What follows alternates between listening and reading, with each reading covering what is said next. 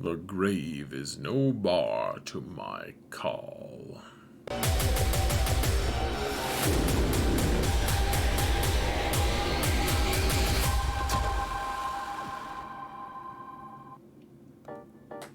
Hello everyone, and welcome to another episode of Xaereth Prevails, a grand arena story that we're facing. Oh gosh, this is the end of my first week of 5v5 in the top 20, and we won one match fairly convincingly. We lost one by 20 banners, the follow-up match. And so this is kind of the middle match, and this is against one of the bigger guilds, or guilds in the game, but also one of the biggest rosters in the game.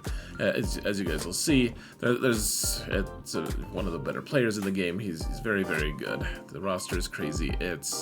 I'm very, very sleepy, so let's just move right along here, folks, to mounting the algorithm. Please, if you want to support the channel for free, folks, all you've got to do is hit that like button, subscribe, or comment, or you could just make something up, guys. You could do something if you want to support the channel.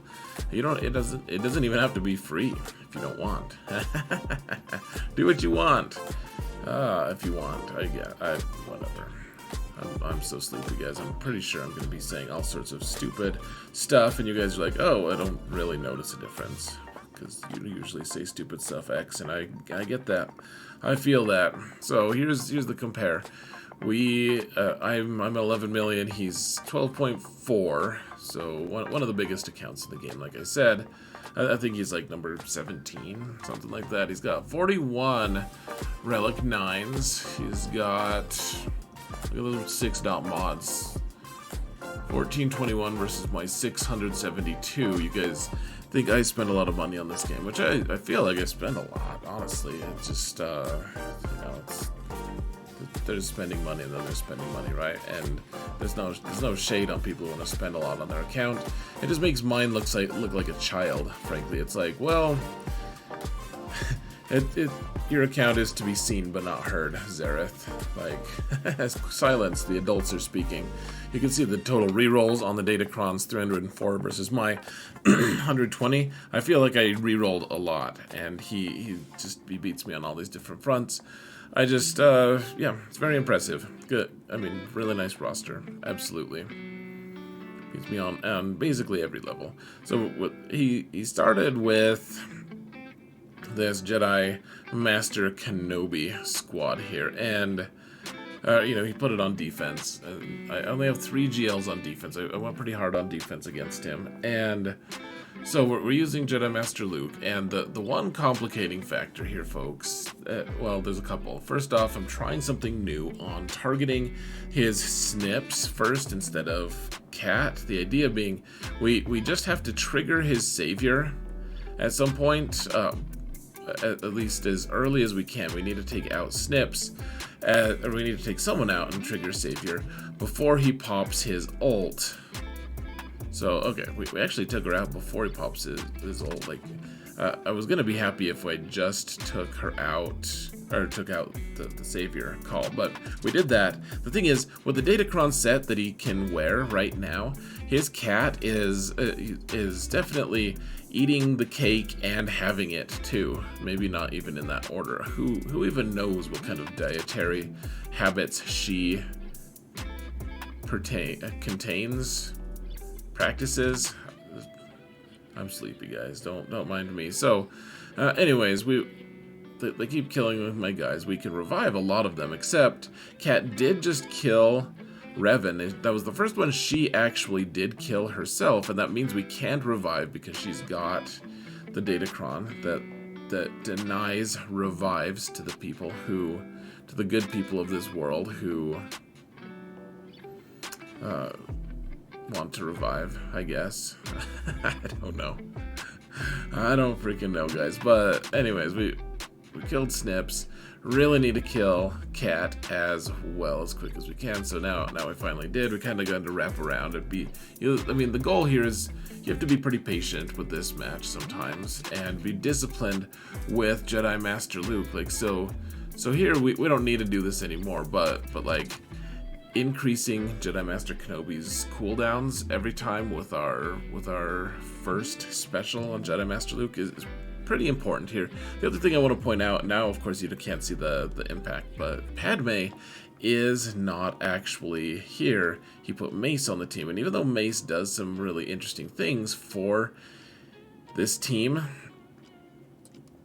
Padme does more, frankly. And so I think he was saving Padme as a counter team to use like Gidme on something to be able to take out like some of these weird misbegotten Traya squads, etc. But yeah, so I'm kind of playing with my food here a little bit, just trying to get to the point where, I mean, we need to take him out. We only have less than a minute. Only have less than a minute. Gosh, really want to get Yoda healed up, so we do the revive on him. Oh, and I thought I clicked on the revive before, and then I mean we're just trying to get banners, trying to make this as efficient as possible, even though poor old Jedi Revan was never coming back. So there we go. We got the 69. Some of you will be very pleased by that. Inordinately pleased, I would say. You'll be like, oh yeah. Or I guess everyone, it'll start like this chain in chat that'll be like, everyone will say, nice. Alright, so we got through that one. That was pretty tense, actually. It was a lot smoother killing Snips first, though. I hadn't tried that before, and I think that was like the standard thing to do, and I just have never done it. I don't really know, guys. Sometimes you just find yourself doing outdated things. So, alright, Aphra against Jabba. This is the easiest match in the world, folks. Just the easiest match. Maybe not the easiest, but alright, you get the torture on Chrysanthemum, and he eventually dies because he has minus 50% defense. And then what did he do? Oh yeah, put Embo in here instead of Scando, which was crazy. I was thinking maybe he did that because Scando, you know, Skiff Lando, isn't a bounty hunter, and he's got the Retribution Cron. I thought maybe that was the case, but he put Gamogard in here as well instead. I don't really know. I don't really know, like, does he just stop doing this once the Retribution Cron is gone? I'm not really sure, but one way or another. I mean, this Aphra is just gonna delete this squad regardless, and maybe this is a better team to defend against Jedi Master Kenobi or something like that. Some such nonsense.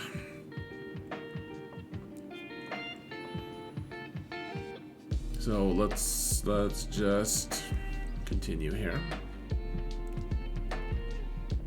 Deleted. Dropped 4 banners. So we dropped like 10 banners between those two squads there.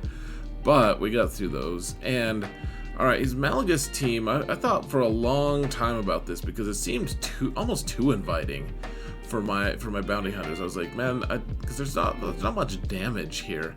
And so you can kind of make the you know, he had the turn meter cron on this squad, I think, which means that one character was gonna go first, and I was like, you know what, even if it's Sith Assassin and she makes everyone get a bunch of turn meter and go first before me, there's so little damage that they can do that I'm not really that intimidated by it, especially if we take Aura lead, because everyone is in stealth except for Bosk, so it's a pseudo taunt to begin with. But yeah, we can now we're just biding our time here, folks. Eventually we'll be able to take out the Sith Assassin, we'll be able to snipe out that Marauder, because I guess Grief isn't doing super hot right now, is he? Wow. He's one of those guys, it's like, what, if you guys ever lost Hoda, Hermit Yoda, and you're like, oh my gosh, I have no idea what to do now. That's Grief sometimes, folks. Like, he always lives to the end, you know? He's that guy. He and Dengar kind of vie for, like, no, I'm gonna survive till last. And it's like, well, you're both dying, so does it matter? Of course, it matters to them, because they find it very important to have that distinction or something. Alright, dropped a couple banners, but we got through it. Malgus squad, pretty cheap Malgus squad to get through, to be honest. And now, Alright, this is a blunder that I make a little bit, guys. We're taking Supreme Leader Kylo, which isn't necessarily a blunder. This is a very good team with the Omicron on Traya and everything. We're negating her Omicron. I think, is it entirely, or at least somewhat? But I took a bunch of dregs, First Order dregs, and what I should have done here, folks, was just take Night Sisters. I should have just taken my full 4-man Night Sister squad, and you know, I don't think we would have lost nearly as many banners on this fight. I won't tell you guys how many we lost, or if we even lost this fight at all, but one way or another, like this was, I mean, we're not doing great here. We're isolated, and I wanted to do the AoEs, even though the AoE didn't, like, we didn't have that much, that many stacks, because we wanted to get to I wanted to get to my next ult as quickly as I could. So Sion's like, hey, look at me, I can revive when I die, and I'm like, no, you can't. I'm Supreme Leader Kylo, B. 52 banners though, gosh, not the best. Drop 13 there. So in this zone I dropped like what, 26, something like that. Hold on. 25. Anyways, he's got Lord Vader on this team. He's got in this zone. Nothing else that's that threatening. So you can see we're not taking like the standard troopers team. We have Shore Trooper and Gideon. And the idea is, okay, so they have the 20% turn meter cron, and Thrawn was, after I did all the math, which was really irritating to do, and notice Royal Guard at Relic 9 here, folks, because Relic 9, really tough, really high armor on the squad. We took Short Trooper, though, because Thrawn was going to go first, and his first move is Fracture, unless there's a debuff out there, which there isn't, in which case he passes the turn. And so Royal Guard here was going to be almost impossible to kill, especially if we didn't have Stark on the squad. And what I decided was, well, we could take Gideon, actually. And Moff Gideon will do the armor shred, which is 50% defense gone anyways, which is like about the same as defense down, I think. I forget exactly what the difference is between the two. Now this is a blunder on my end, folks. I'm like, okay, I've taken the droid Kron that denies revives, and Dark Trooper has gotten the first 2 kills against Royal Guard and whatever else it was, I don't remember. And then I killed Royal Guard, or then I killed IPD, which the IPD with that Kron is the one that gives 100% offense to the different characters, and 100% health and 100% turn meter. And Lord Vader doesn't get the turn meter because he's immune to any turn meter manipulation of any sort. Kind of like Padme, but I did give a turn to Thrawn, and it wasn't enough to totally derail me, thank goodness. But we did manage to get through there with most of our banners, and I think that's it for GLs, folks. He plays a pretty tough defense, but at the same time, okay. So this is embarrassing. In fact, I needed to restart my computer, as I do during live streams, because I'm afraid of crashing, and I hate that. I hate crashing, and resetting tends to make my computer more stable. I need a new computer, frankly. That's something I've been saving for a while, and hopefully it'll come to fruition soon. But while we were waiting, I was like, oh guys, you can look at the compare of people who were new to the stream. You can look at it, and then I forgot to take it down for this because I was just so ultra laser focused here. And so we're facing General Skywalker is what we're doing, folks. And just imagine hapless clones screaming in the distance, and you're not going to be too far off. We got the Mandalorians with the Canderous Kron. It's a thing of beauty, and all that's left now is General Skywalker. So now we can take him out. Maybe, hopefully we get okay banners. Drop to 2. That's probably acceptable.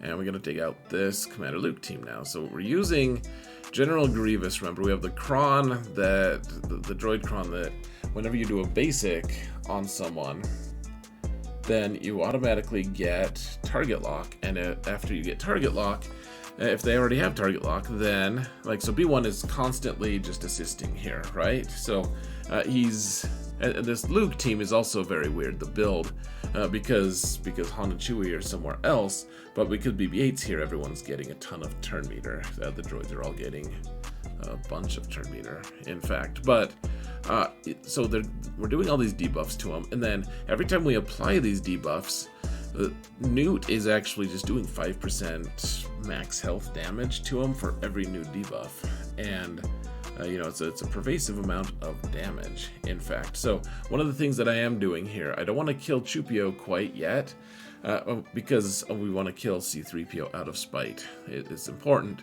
but then also we want to heal Nute's last little bit here so that we can get a couple more banners. So it's really nice when spite and your other goals in life align, isn't it? All right, he's got a Hondo squad with dash, and Dash just ain't what he used to be. Back in set 4, he was so strong, so influential. He was able to just destroy Starkiller. Now he's a little bit, I don't know. He's less awesome. We'll just say that. So you gotta kill Vander here first, otherwise, I guess you could kill Hondo first and Vander wouldn't revive him, but otherwise Vander would just revive people forever. Alright, killed Hondo, and now we just gotta figure out how we're gonna cover this. We've got tenacity down, we've got shock, eventually we can probably take out Nest, we could probably do it eventually. But first, let's call in the Star Destroyer of Healing. It kills L3. And then now it's just waiting for old Nest to take a turn to reset that bonus protection so that we can take her out eventually. Alright, keep throwing that entire tire at her. Good times. Alright, Mara got the kill. 65 frickin' banners, guys. Pretty fancy. Pretty fancy. Alright. So he's got a Sana team here with Han and Chewie on it. I really like this split, in fact. We're taking Lord Vader because I can. This team is pretty scary for a lot of different teams, and yeah. But may as well just take Lord Vader. Look at that. We're already at our ult here, so may as well do that. IPD is living on the edge here. He's crazy. All right, he died. So he full healed my entire Empire faction, and then, gosh, how did they do that much damage to him? Weird.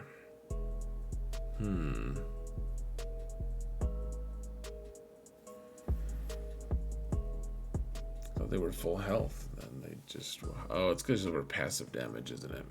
Anyways, there we are, folks. 59, dropped another 6 frickin' banners. Not necessarily the most efficient, but we are one-shotting a lot of these teams, and he put a lot of cool teams on defense, to be honest. The fleet zone is kind of cheesed, which is nice. I'll have to navigate all the various Empire fleets, but you can do that with me. Now, Grand Inquisitor versus Darth Revan probably only works as long as Grand Inquisitor, excuse me, has a datacron that ignores fear. Okay, that's really the main thing here. Also, you'll note that once Grand Inquisitor gets a turn, he can use torture on a character to fully remove their turn meter, which I thought was, I don't know, I didn't think that was really I didn't really think that was possible with Darth Revan, but you could see it did there. And then we did manage to take out whoever was in the back on the squad. Probably someone unimportant, like Juhani or something. I don't know what I'm saying, guys. I'm so sleepy. But, yeah, so we can remove turn meter, and then we're also immune to fear. And because, Ninth Sister, the Horn Chinian, is so thick, she is just able to act like she's impervious. And then eventually we can just do a full heal on her, and I don't know, it's just pretty nice. Yeah, look at that full heal. All that protection back after they worked so hard to get rid of it.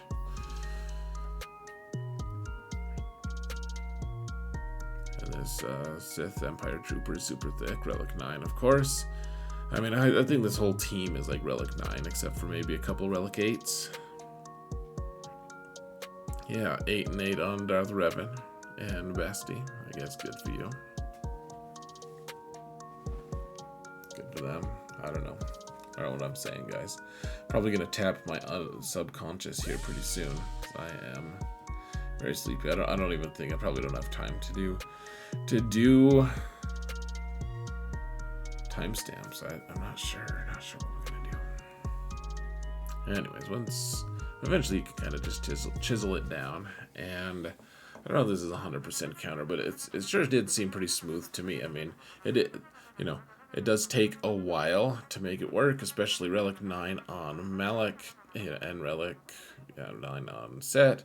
All the different Relic 9s. It does make for a tough match. So we dropped 4 banners. All right, we're getting to the end here, folks. Last match here, and they did have enough turn meter to get that first turn with B1, but that doesn't do much against Bad Batch. Now Bad Batch can do all of their stuff, get the 2-turn stun with Wrecker, and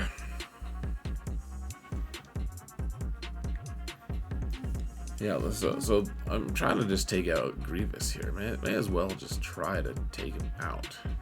Cut the head off the snake, as they say. Poor old snake. Going through life headless. Alright. Here we go. Apparently playing with my food just a little bit here. 65 banners. Great. Alright, now we've got ships. And so far, we one-shot him. That very, very much surprised me, in fact. Alright, there's this weird glitch, folks, where they don't do something vital if you just take 3 Geos against them. Against this particular build, and so I was like, alright. Like one of the viewers was actually watching that. They were like, oh, you should do this. I was like, fine, let's do that. Let's do it. And it seemed like it was paying, it was working. At least up till now. So let's get in the Vulture Droid, so we can blind everyone. Put what's it called on everyone? Yeah, 71 banners. Good job, guys. All right, we've got the Profundity here, and this is just a pretty standard lineup. So, gosh, Vader's TIE Fighter just got deleted.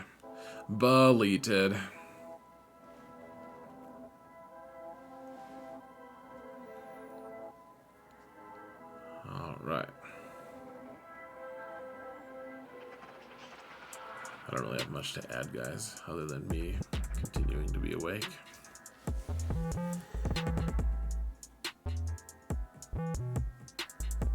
Alright, so they got Malevolence. We're going to use Empire here, and I don't know, I'm fairly awkward with this counter, frankly, guys. I don't really know exactly what I'm doing every time. So if I'm making some wrong moves, please don't judge me too hard, or you can judge me very hard if you want. Just don't let me know about it. Or let me know about it. A lot of people do that too. They choose option C, and I'm like, you had A or B? So like, I choose C. I want you to feel bad about your life. Alright, we're taking them out. We're doing okay. 70 minutes, thank goodness.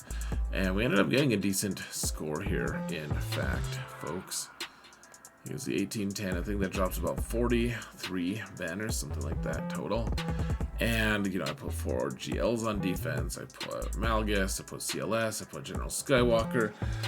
All kinds of really good teams, I thought, on defense. I was like, he's going to struggle. He will absolutely struggle. So the next slide, the next instant that we're taking to the slideshow, you guys will see immediately what his score is. So prepare yourselves. He ended up just blowing me completely out of the water. I could have stopped there, but I didn't. He just destroyed me, guys. 32 banners. Like that's so close to the soft max. It feels bad, man. I'll be honest. Like he normally attacks earlier than this, and I mean, it's hard not to feel like he just watched the stream so he could get an advantage, and then he could attack because he knew exactly what was in my back zone. And I was like, I don't think you can be as efficient as this was without I don't know, without doing that. And at the same time, it's not cheating or anything. I've chosen this, so I don't know. It felt real bad though. It did feel just like. I was so frustrated because we got a great score against a really tough defense, and I didn't fail any attacks, and it felt really good. And it just didn't matter. Like 32 banners. So the one thing I will say is he had a couple fights that almost timed out, like within 5 seconds of each other. And I think a lot of that had to do with the reason he won those is because he had Relic 9. I don't think any other Relic levels were going to be as relevant as 9 coming to his rescue. And so I think with those timeouts, I mean, even if he had just timed out one of them, he would have had to use, you know, he'd have had to use a different good comp, and it might have created a cascading effect where I was able to actually, you know, stop him and get the win. As it stands, I didn't get it, and no excuses. I mean, yeah, maybe he went and looked at my defenses, or maybe his friends watched and they told him, or maybe he didn't do it at all. I'm not accusing at all. One way or another, though, folks, I need to find a way to execute better and to put a better defense down. And so that this kind of nonsense that I still can't believe. I'm mortified that he got this high of a score on me. I don't know if anyone's gotten this high of a score, but I mean, some people are just really good at this game, and he has the right roster to be able to do that. No excuses, folks. I can play better. I can do better. Whether or not right this instant or this match, I could have played better. You know, just in the long run, we're gonna keep getting better, keep improving. So. All right, I think that's it, guys. It's time for me to go to bed. Good match to my opponent, honestly, and I ended up the week at 1-2 after such a hopeful 1-0. Lost 2 in a row, and even though I felt like I acquitted myself well in these last 2 matches, we just weren't quite enough of a match. So hopefully we can struggle our way back to the top 20 again and try our luck one more time, or maybe even more. Who knows, guys? But what I do know is I'm thankful for everyone to have watched this. Thank you all so much, and remember that in all things, Xaereth prevails.